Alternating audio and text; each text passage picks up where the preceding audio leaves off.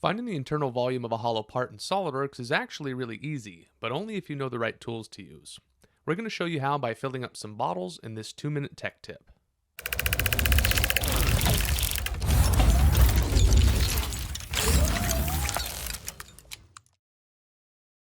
The trick to finding the internal volume of a hollow part in SolidWorks is to actually have something to measure. You'll notice in this model that I have an outer glass bottle and an inner red liquid, whereas the other configurations in this part don't have anything inside them. So let's start there. How do we fill up the bottle? As always, there are a lot of different ways to approach this, but the Intersect feature is going to be the most reliable here. It essentially allows you to stitch the faces of solid bodies, surface bodies, and even planes together to form new bodies. However, as of right now, we only have a single body. We need something to intersect with, something that represents the fill level of the bottle. I'll create an offset plane using the top plane as a reference and position it where I'd like to fill the bottle up to. This could be the very top if you prefer. With that done, we'll head back to the Intersect command where we'll select both the bottle and the plane. Now that the Intersect button is available, I have some choices to make.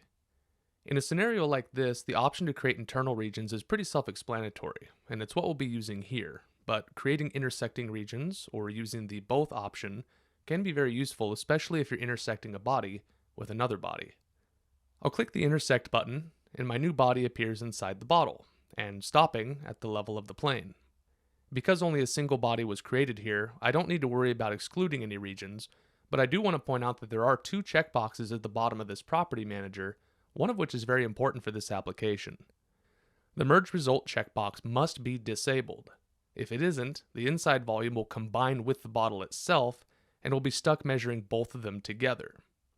Click OK, and then open up the Mask Properties tool in the Evaluate tab. By default, the volume of the entire part will be reported, but we can change this selection.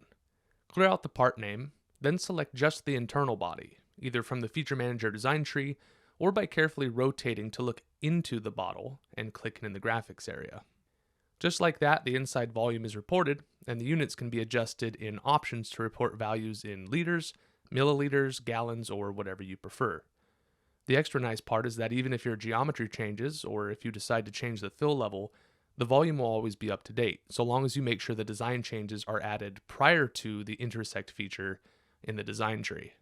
Because of the way the Intersect feature functions, this method works perfectly even with geometry that is very organic or complex, making internal volume measurements a breeze.